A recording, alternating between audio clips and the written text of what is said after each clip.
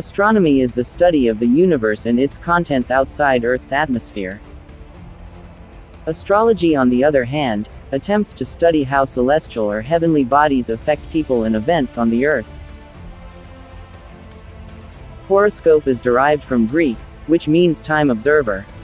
It is an astrological chart representing the position of the sun, moon, planet, astrological aspects and sensitive angles at the time of an event, such as the moment of a person's birth. The zodiac itself is a belt-shaped region of the sky which roughly corresponds to the star constellations, Aries, Taurus and the other 10 zodiac or star constellations. Some astrologers hold the belief that a horoscope, which contains the 12 zodiac signs, can be used to provide information about the present and to predict events to come. It is also a belief in astrology that the personality of an individual can be predicted using the zodiac or the 12-star constellation.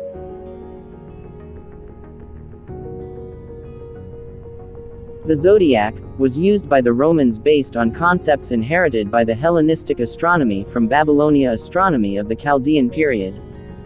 The Babylonians derived the zodiac division from their compiled star catalogues around 1000 BC.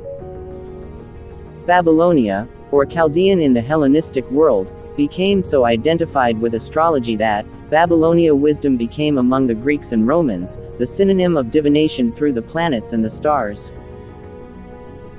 If the Greeks and Romans saw the use of the zodiac as divination, then let us look up the definition of divination.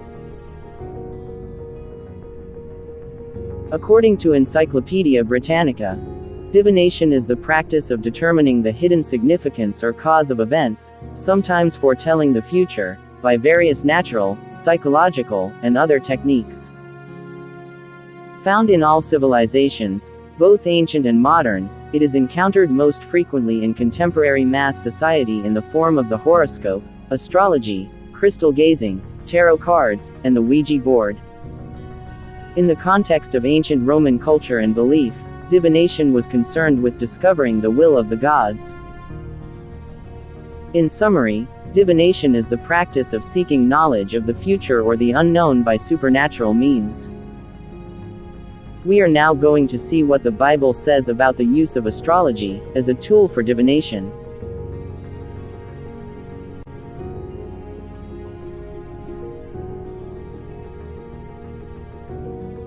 How the Most High wants us to use the heavenly lights.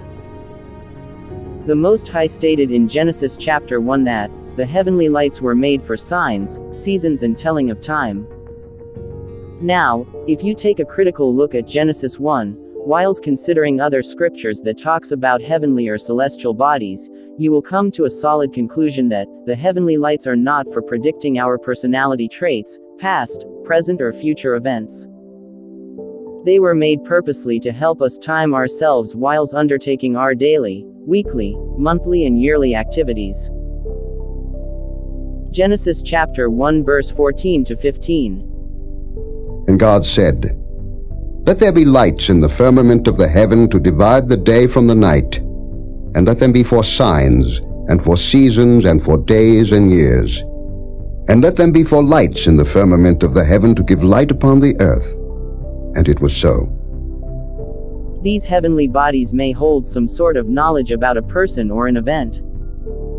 Let us examine the story of the 3 wise men who observed Christ's star.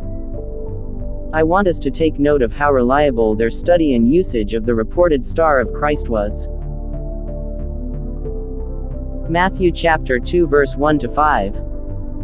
Now when Jesus was born in Bethlehem of Judea, in the days of Herod the king, behold, there came wise men from the east to Jerusalem, saying, Where is he that is born King of the Jews? For we have seen his star in the east, and are come to worship him.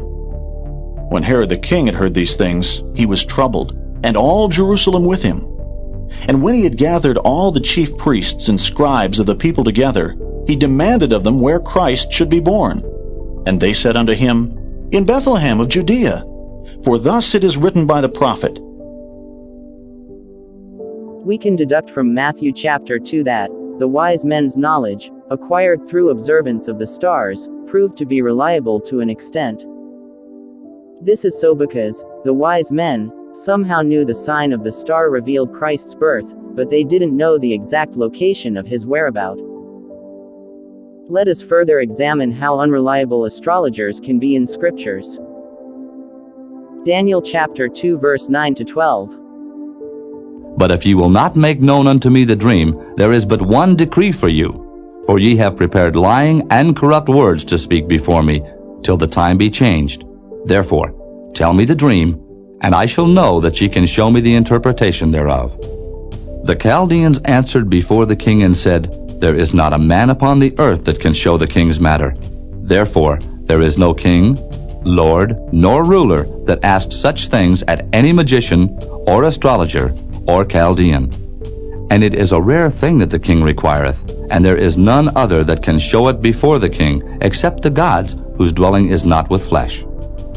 For this cause the king was angry and very furious, and commanded to destroy all the wise men of Babylon. Even though astrologers get it right sometimes, astrological predictions or divination has never been reliable.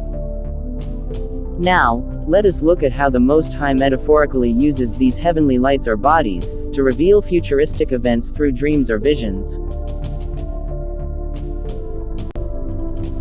Revelation chapter 12 verse 1 to 5. And there appeared a great wonder in heaven, a woman clothed with the sun, and the moon under her feet, and upon her head a crown of 12 stars. And she, being with child, cried, travailing in birth, and pained to be delivered. And there appeared another wonder in heaven, and behold, a great red dragon, having 7 heads and 10 horns, and 7 crowns upon his heads. And his tail drew the 3rd part of the stars of heaven, and did cast them to the earth. And the dragon stood before the woman which was ready to be delivered, for to devour her child as soon as it was born. And she brought forth a man-child, who was to rule all nations with a rod of iron. And her child was caught up unto God, and to his throne. Genesis chapter 37 verse 9. And he dreamed yet another dream, and told it his brethren, and said, Behold, I have dreamed a dream more, and behold, the sun and the moon and the 11 stars made obeisance to me. I believe the metaphoric use, to some extent the literal use, of heavenly bodies to give or acquire knowledge about the future, is reserved for the Most High and not men. It is He alone that understands how to use His own creation. This is synonymous to the tree of knowledge of good and evil. The tree was put in the garden, but men were forbidden from eating of it. If we need knowledge of the past, present or future, the Most High is the one and only reliable source, and not astrology or any other divination tool that is abominable to Him. The story of Daniel and Nebuchadnezzar's dream proves this.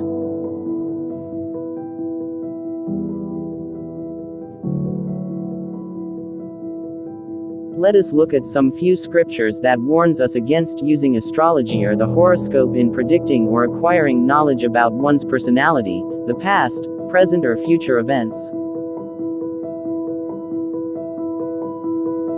Deuteronomy chapter 18 verse 9 to 13. When thou art come into the land which the Lord thy God giveth thee, thou shalt not learn to do after the abominations of those nations. There shall not be found among you any one that maketh his son or his daughter to pass through the fire, or that useth divination, or an observer of times, or an enchanter, or a witch, or a charmer, or a consulter with familiar spirits, or a wizard, or a necromancer. For all that do these things are an abomination unto the Lord. And because of these abominations the Lord thy God doth drive them out from before thee. Thou shalt be perfect with the Lord thy God. Jeremiah chapter 10 verse 1 to 2.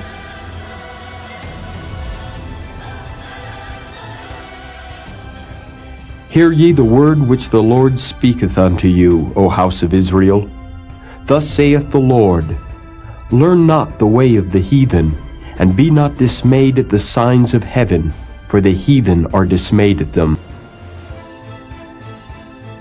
Leviticus chapter 19 verse 26. Ye shall not eat anything with the blood, neither shall ye use enchantment, nor observe times. Isaiah chapter 47 verse 12 to 14. Stand now with thine enchantments and with the multitude of thy sorceries, wherein thou hast labored from thy youth. If so be thou shalt be able to profit, if so be thou mayest prevail. Thou art wearied in the multitude of thy counsels. Let now the astrologers, the stargazers, the monthly prognosticators stand up, and save thee from these things that shall come upon thee. Behold, they shall be as stubble, the fire shall burn them. They shall not deliver themselves from the power of the flame. There shall not be a coal to warm at, nor fire to sit before it. Revelation chapter 17 verse 4 to 6. And the woman was arrayed in purple and scarlet color, and decked with gold and precious stones and pearls, having a golden cup in her hand full of abominations and filthiness of her fornication. And upon her forehead was a name written, Mystery, Babylon the Great, the mother of harlots and abominations of the earth.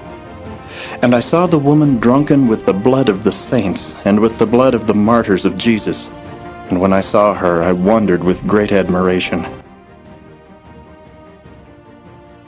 Fellow believers, the use of a horoscope, the zodiac signs, or astrology, as a tool for divination, should be abhorred by us. The horoscope is clearly a Babylonia and Hellenistic divination tool, which is abominable to the Most High. Reject the zodiac you associate yourself with. Don't hold unto such beliefs, saying, I am a Leo, I am a Taurus, and the likes. You are of Christ and not of some animal or abominable mythological hybrid. We have to make it a priority to see through the Babylonia system influencing the whole world, and act accordingly. And acting accordingly means coming out of her and her numerous false doctrines when knowledge of the truth comes to us.